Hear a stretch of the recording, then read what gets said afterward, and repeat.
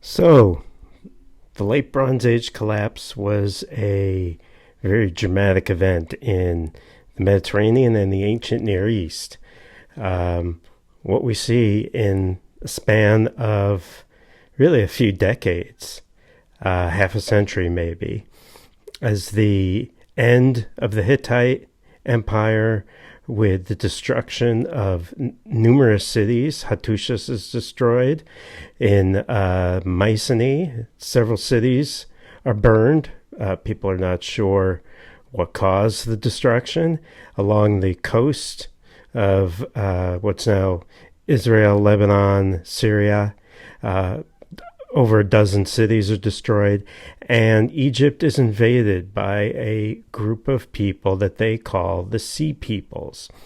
And these are people from somewhere in the Mediterranean, and this relief from a temple in Egypt depicts a large naval battle that occurred between the Egyptians and these Sea Peoples. One of the group of Sea Peoples is known as the Peliset, and many people believe that this group is identical to the Philistines of the Bible. And actually, the Philistines, or a group of Sea Peoples, settled on the coast right about here.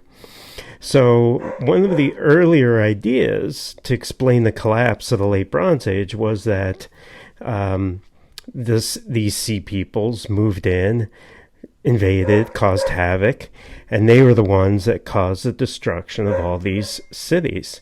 Many people now think that the destruction of these cities could have been from internal revolt and social upheaval, and not necessarily from an invasion of an outside group of people, but these people might have been coming in because there was a power vacuum. Many people today believe that the collapse was multi-causal. It may have had to do with climate change and a natural drought.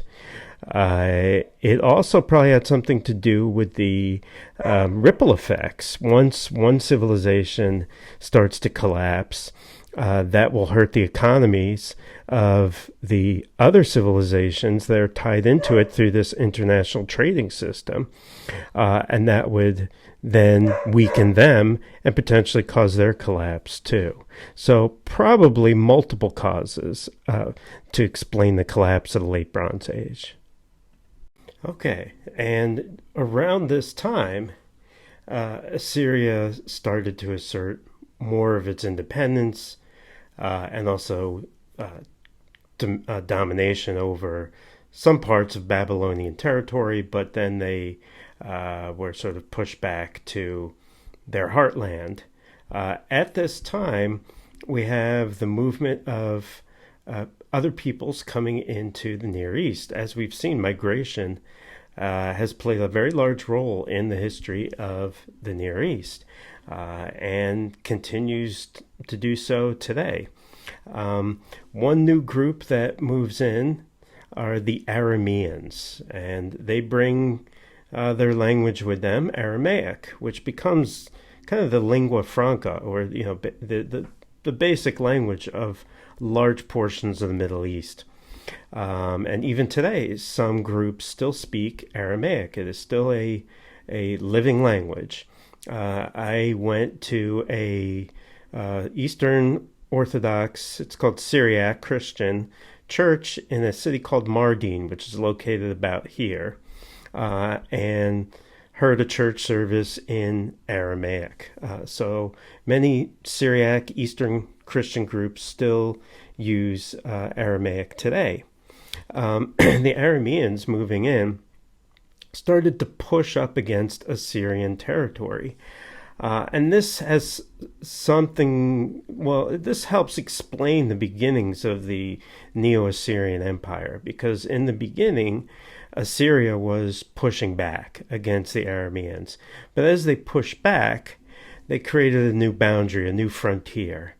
And in order to defend that frontier, they felt they had to keep pushing forward in order to secure that new new boundary, essentially. And this is very similar to what happened in ancient Rome. So it was, at the beginning, it was almost like an empire by accident, quote unquote. But then once the Assyrians realized the amount of wealth that they could attain through conquest, that probably also had a lot to do with explaining the motivations behind the NeoSyrian Empire.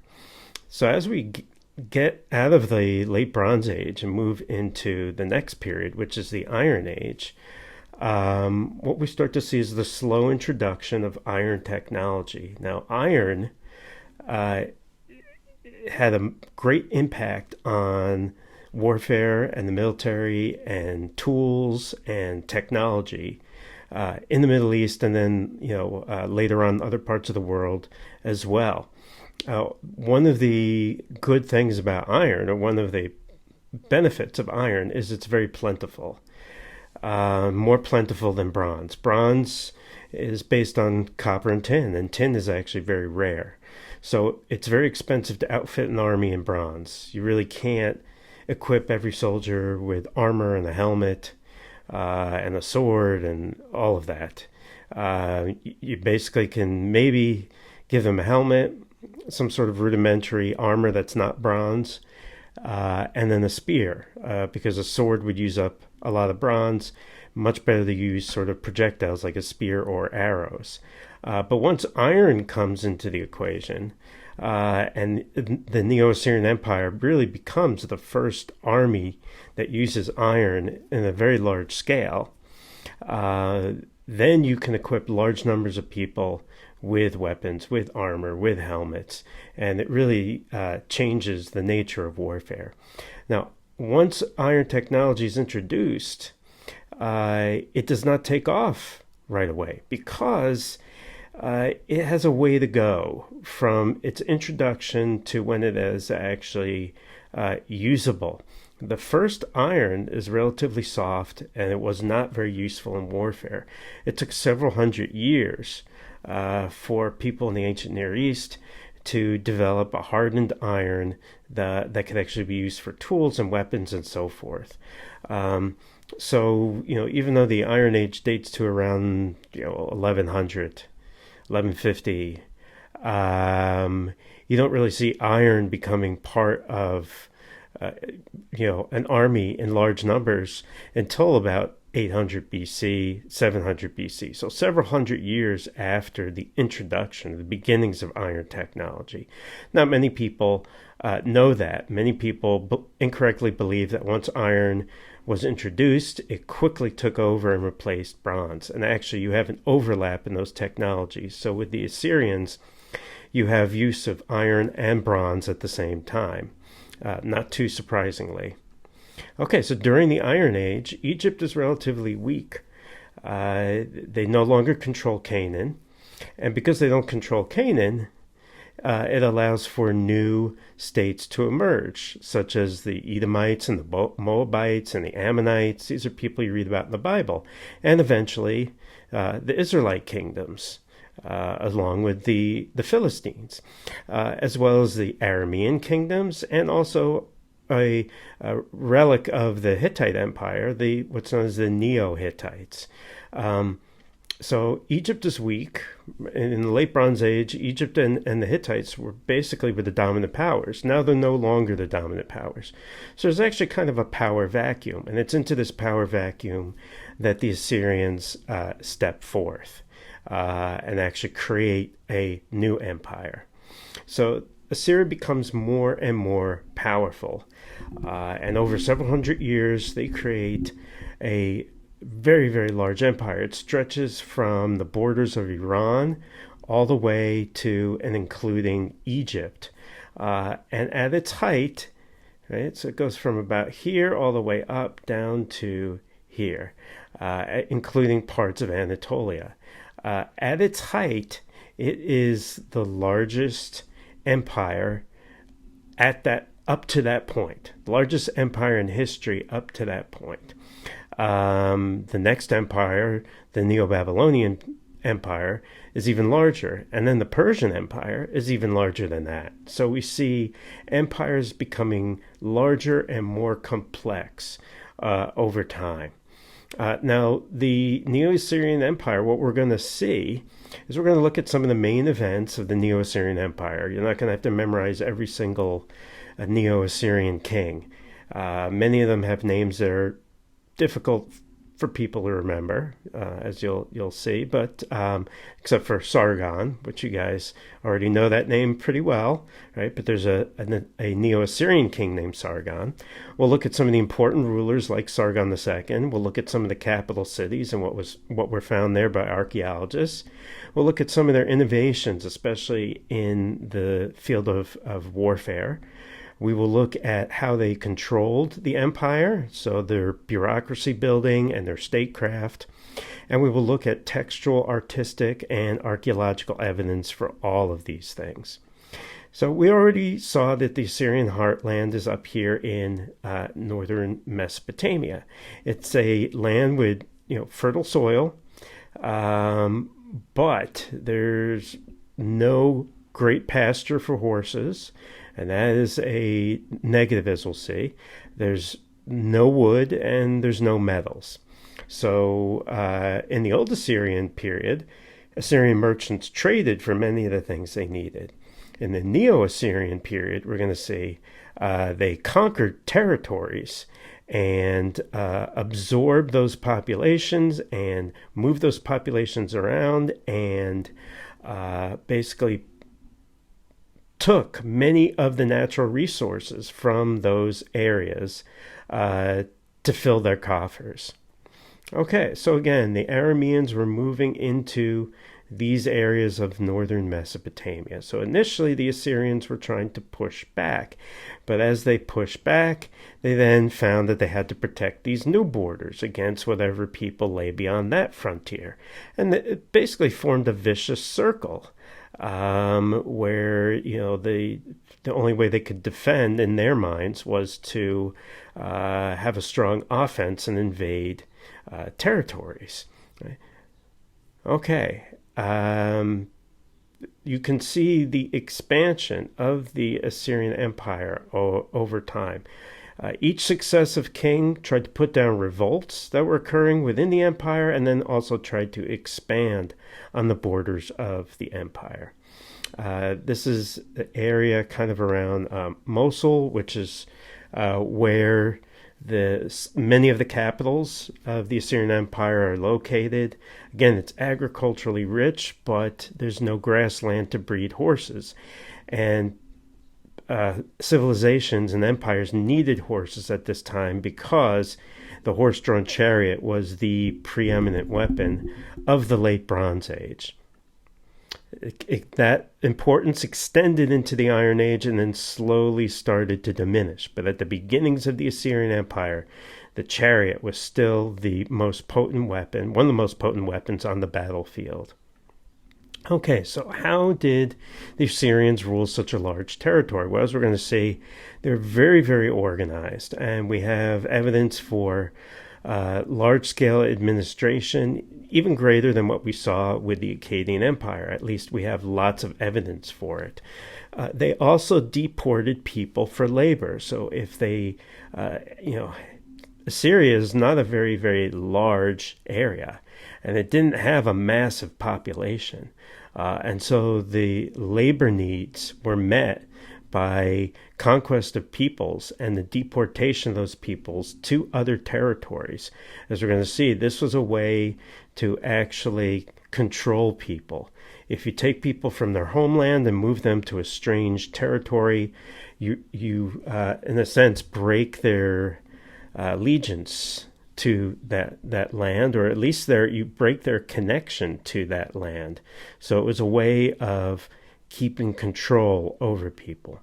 Okay, here's some of the main Assyrian kings, and we're not going to focus on all of them, but I will mention some of them. I think the ones in yellow are the ones that we will focus on the most. But in the beginning, you had Assur-Nasir-Pal, and he builds one of the first large capitals of the Neo-Assyrian Empire, and that is Nimrud. And we'll see some of the things from Nimrud. Then you have another king, Shalmaneser III. Tiglath-Pileser III. We'll learn a little bit about him because he reforms the army and the military and has a lot of other innovations. Sargon II, we'll talk more about him because he builds a capital city named after him, called Dur-Sharrukin. As we said before, the Akkadian for Sargon is Sharugin, or Sharrukin, which means true king. Dur is fortress. So this is Fortress of Sargon. The modern name is Khorsabad. His son, Sennacherib, then builds the city of Nineveh. And you probably have heard of Nineveh from the Bible. This is the city that Jonah goes to. The last Assyrian king, the last great Assyrian king, Assurbanipal, is known because of the great library that he builds at Nineveh, which is where the tablets of the Epic of Gilgamesh that were found by explorers in the 1800s, like George Smith, who was one of the first translators of the Epic of Gilgamesh. So we talked about George Smith at the very beginning of class, and now we're talking about the origins of those tablets. So we're kind of bringing everything full circle in a sense. The Assyrians went to war every year. Right? They fought something like 108 major and minor wars between 890 and 640 BC.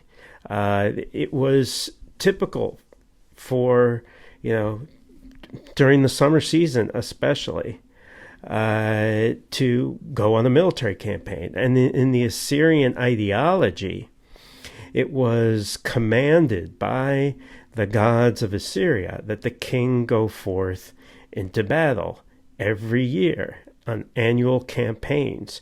Right? This was a way of forcing tribute. Right? So forcing tribute through military coercion, and also to maybe put down rebellions and to conquer new territory and then integrate that territory into a provincial system. So you had the basic building blocks of the empire, but you also had the ideology behind the empire, where the kings, thought, according to their worldview, that the gods commanded that they go out on military campaign for the gods. So imperial control was done through a very organized process, where the Assyrians would set up new capitals if they had to. They would deport mass numbers of people. They would colonize unexploited areas and work that land for agriculture and work it for food, so they would have more surplus food. And they would also appoint new people to be governors, as we're going to see. All right, let's take a look at some of the palaces of Assyria. So the main capitals in chronological order were first Nimrud, then Khorsabad or Dur-Sharrukin, and then Nineveh. So we'll look a little bit at Nimrud first. So this was built by an Assyrian king, and then later Assyrian kings expanded the palace and built other buildings within it. It was right on the Tigris. Most of the Assyrian capitals were near the Tigris. We're going to see some of the waterworks that were also built by the Assyrians. This is sort of an imaginary view of what Nimrud might have looked like back in the day based on the work of Austin Layard. Right? So here you can see part of the tell, part of the mound that has been excavated, and here you can see part of the palace with these immense courtyards and the rooms surrounding the courtyards near important temple buildings. Right, so here you can see the palace right here of the Assyrian kings. Many of the entryways to the palaces were guarded by these figures that we saw before, the Lamassu. These are essentially the Near Eastern sphinxes, right? And when you read about cherubs in the Bible, I think I've mentioned this before, this is what they're talking about. This is a cherubim, or a sphinx, or a lamassu. It's this kind of supernatural figure that usually combines several animals and a human head. So sometimes you have a bull with wings and a human head. Sometimes you have a lion with wings and a human head. Now you'll notice that it has 5 legs, and that's so that from the side you can see all 4 legs, and then from the front you could see the 2 legs from the front. Right? So from every angle you can see the legs. So that seems to be kind of an artistic device of the ancient Assyrians. A number of these lamassu were excavated by Layard and others in these capitals and the entryways to the palaces. And these are essentially protection figures. And you could sort of see as they were excavated by Layard. This is how some of them look in the Metropolitan Museum in New York. Right? And, of course, these would be very sort of intimidating figures, as well as some of the reliefs, as we're going to see, that would have adorned the walls of the palace. And this is what it might have looked like inside the palace of Nimrud or Nineveh. Right? And actually, this is depicting Nineveh, I believe. You'll see some of the scenes here. We'll talk about them. But this, all of it was painted in ancient times. And so this gives you an idea with the open ceiling over here. It gives you an idea of what it might have looked like. And this is where the king would greet foreign dignitaries. And all of these wall scenes were designed to impress and intimidate people coming to see and pay homage to the Assyrian king.